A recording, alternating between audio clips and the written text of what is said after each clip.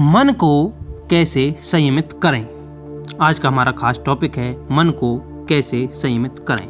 मैं Vishvendra Jagatpuriya, public speaker, business education and relationship coach, स्वागत करता हूं आप सबका। हम आमतौर पर संयम का अर्थ समझते हैं धैर्य। हमारे जीवन में संयम का अर्थ धैर्य से होता है या नियंत्रण से। अच्छा शब्द आपने प्रयोग में किया है संयम। पतंजलि योग सूत्र में आप जाएंगे तो पाएंगे कि संयम का अर्थ है मन को किसी विषय में दृढ़ता से स्थापित कर देना। हमारे हिसाब से हमारे आमतौर के जीवन में संयम का अर्थ होता है धैर्य, शांति या नियंत्रण। लेकिन पतंजलि योग सूत्र में आप जाएंगे तो आप पाएंगे कि संयम का अर्थ होता है मन को किसी विषय में दृढ़ता से स्थापित कर देना। आप पूछ रहे हैं संयम कैसे करें।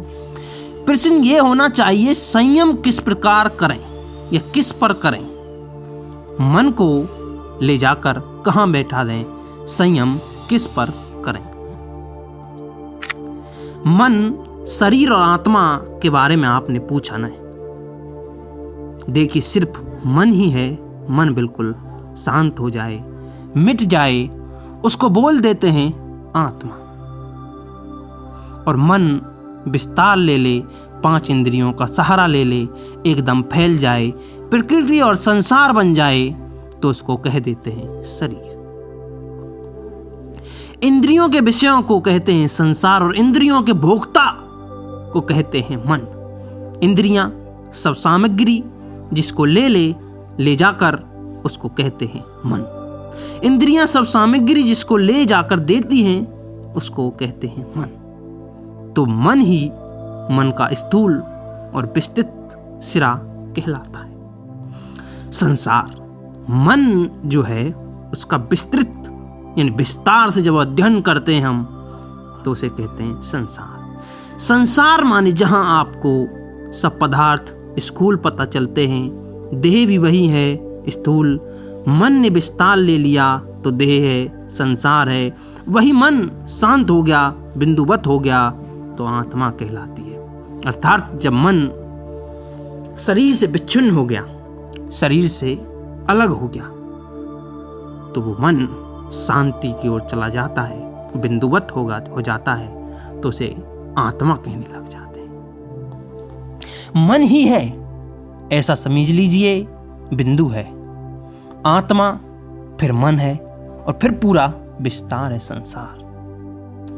जो कुछ है इस सृष्टि में वो ये मन है। मन बेचैन और चंचल रहता है जैसा कि आपने अभी कहा, लेकिन मन की आंखें ऊपर की ओर हैं, संसार की ओर हैं, तो फिर वो चैन कहां खोजता है संसार में। जब मन की आंखें ऊपर की ओर हैं, संसार की ओर हैं, इस जगत की ओर हैं, तो वो फिर चैन कहां खोजता है संसार में।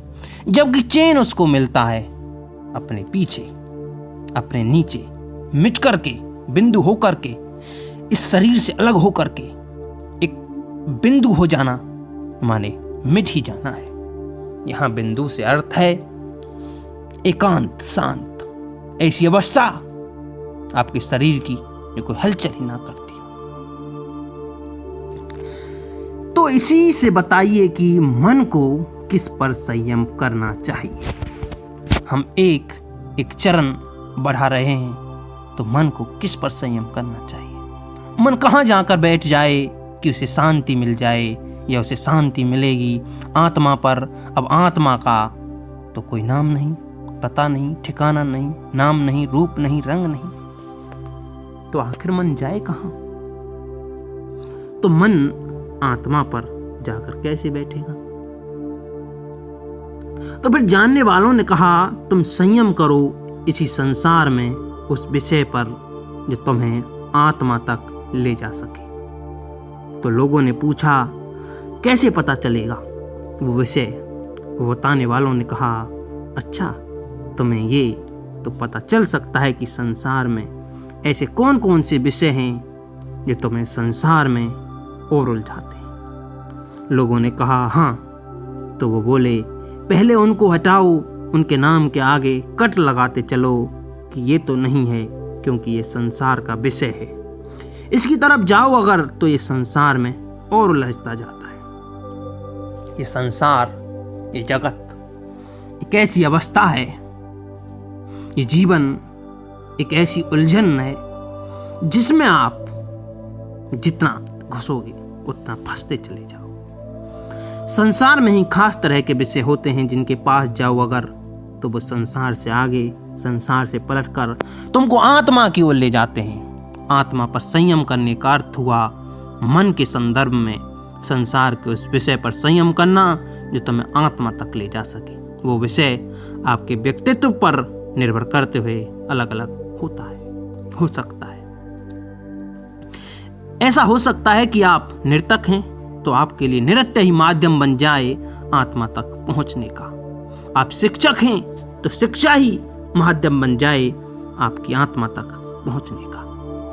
या आप जो कुछ भी हैं हो सकता है वो ही माध्यम बन जाए आत्मा तक पहुंचने का। यदि आप नृत्य करते हुए इतना खो गए कि मन मिट गया, मन मिट जाए, आप खो गए माने मिट गया, मन मिट गया तो फिर बची क्या? आत्मा मात्र।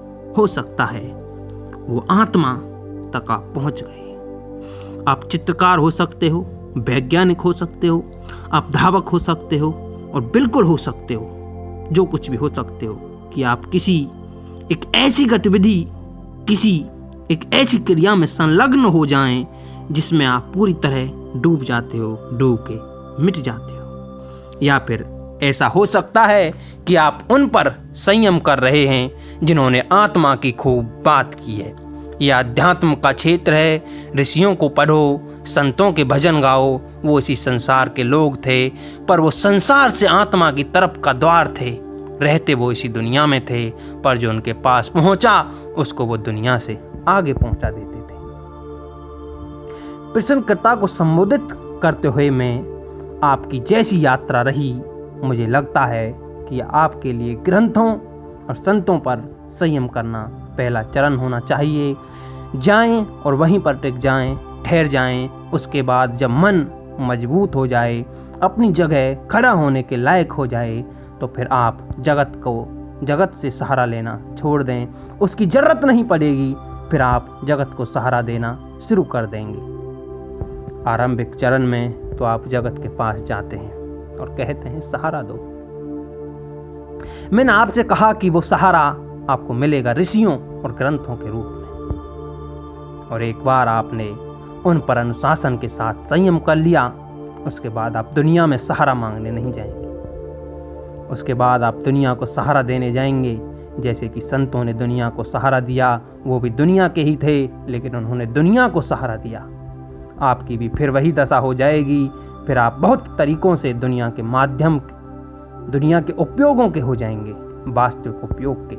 दुनिया को जरूरत होगी आपकी, आप एक माध्यम बन जाएंगे लोगों के उपयोग का, वास्तविक उपयोग के। अभी तो यही करिए, शास्त्रों के पास जाइए, संतों के पास जाइए, उनकी बातें सुन लीजिए। बहुत कुछ है उनके पास बताने के लिए जो आपके लिए आवश्यक है। मैं Vishvendra Jagatpuriya, public speaker, business, education and relationship coach, एक बार पुनः आपका स्वागत करता हूं और उम्मीद करता हूं आज का ये टॉपिक मन को कैसे संयमित करें आपको अच्छा लगा होगा। और आप अगर हमारे चैनल पर नए हों तो like, comments and share, subscribe करना बिल्कुल भी ना भूलें। उम्मीद करता हूं ऐसी ही बेहतर वीडियो आपके लिए फिर लेकर आऊँगा। जय हिंद, जय भारत।